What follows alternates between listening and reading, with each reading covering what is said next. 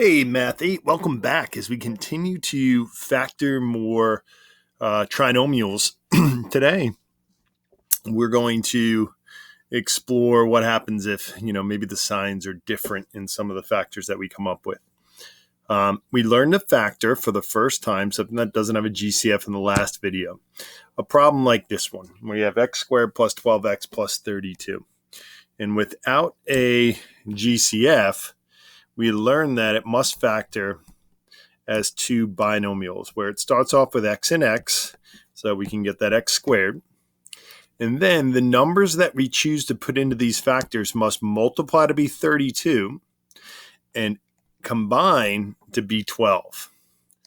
So while there might be multiple numbers that multiply to be 32, and I'm actually going to list some of them over here,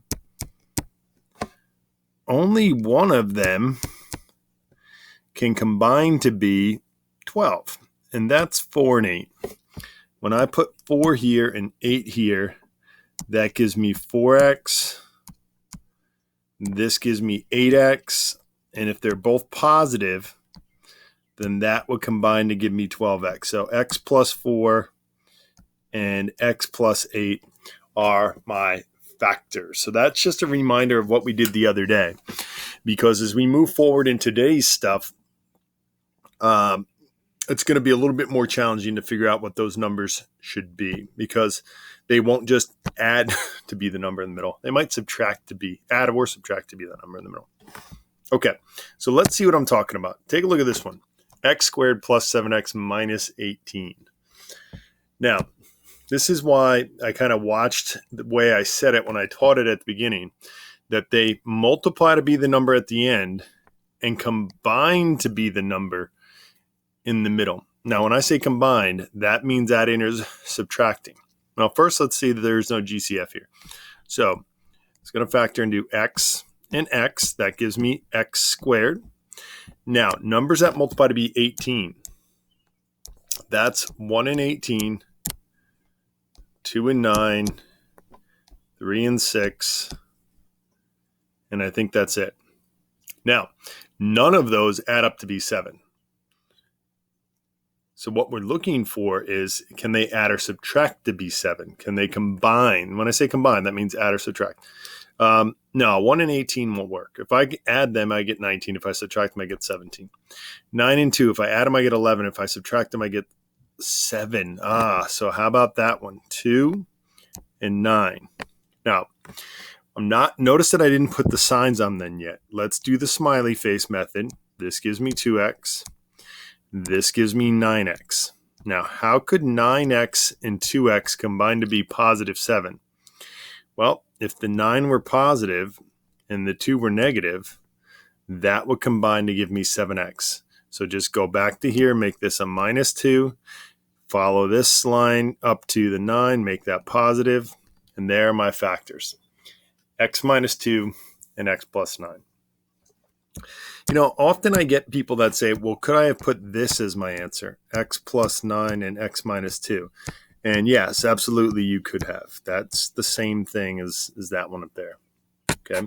So long as you have a positive 9 and a negative 2, you're all set. Okay. Let's keep going. We're going to look at a few of them. They're not easy to get right away. So I think the best thing to do is give you a few to practice. All right, here we go again. X squared minus 2x minus 15. As always, look for a GCF. I don't see one. There isn't one. So it's going to be x and x. That will multiply to give me x squared.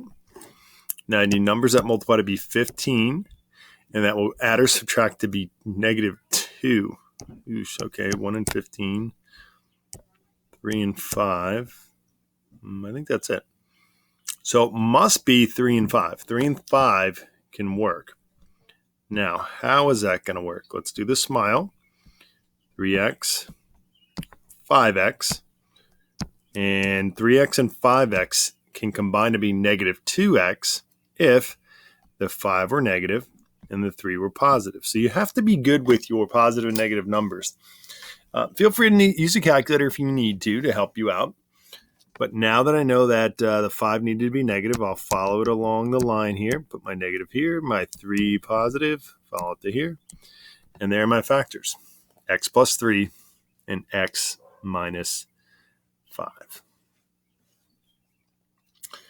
Now, if you're wondering, what if I had done this, x plus 5 and x minus 3, that won't work. While that does multiply to be negative 15, the numbers do not add up to be negative 2. They add up to be positive 2x. So this would not work. Okay, really important that we have the signs in the right spot. All right, clear it up. We got 2 more to look at. Okay, this one is a little bit unique in that sometimes people get confused about what that number is in the middle. That is a negative 1x. So if you want to put a 1 in front of it to help you out, you can. All right, but again, no GCF. So x here and x here, that'll multiply to give me that x squared. All right, so 12. 1 and 12. Now, I just do this. I mean, you can start to get the numbers in your head and you don't have to list them down like I do here, but if you want, it might help you. Now, all these numbers multiply to be 12, but now I have to add or subtract to be negative 1. 1 and 12 can't do that. 2 and 6 can't do that. So it's 3 and 4. Now, 3x, 4x, 3x, and 4x. How do I make them combine to be negative 1? Well, make the 4 negative and the 3 positive. And that will combine to be negative 1x. So plus 3 minus 4. Okay. Now, you might find that you're getting the hang of this, and then I throw one more curveball at you on this last one here. This is, let me clear this up. Actually, you know what? Let me just erase this from here. I won't erase, but I'll cross it out.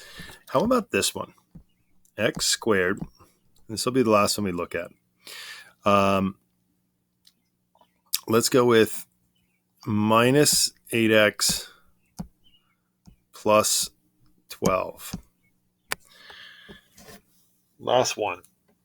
Oh, man. Okay. No GCF, so x and x. Now, I chose 12 just because we just did 12, and we might have the numbers fresh in our head. So 1 and 12, 2 and 6, 3 and 4. Now, they need to combine to be that middle term, which is negative 8x. 1 and 12 won't do that. 3 and 4 won't do that. It's 2 and 6. Now, here's the tricky part. 2x and 6x. That needs to combine to be negative 8x.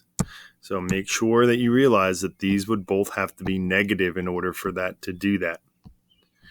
And negative 2 times negative 12 does, or excuse me, negative 2 times negative 6 does give me positive 12. A negative times a negative is a positive, so that works out.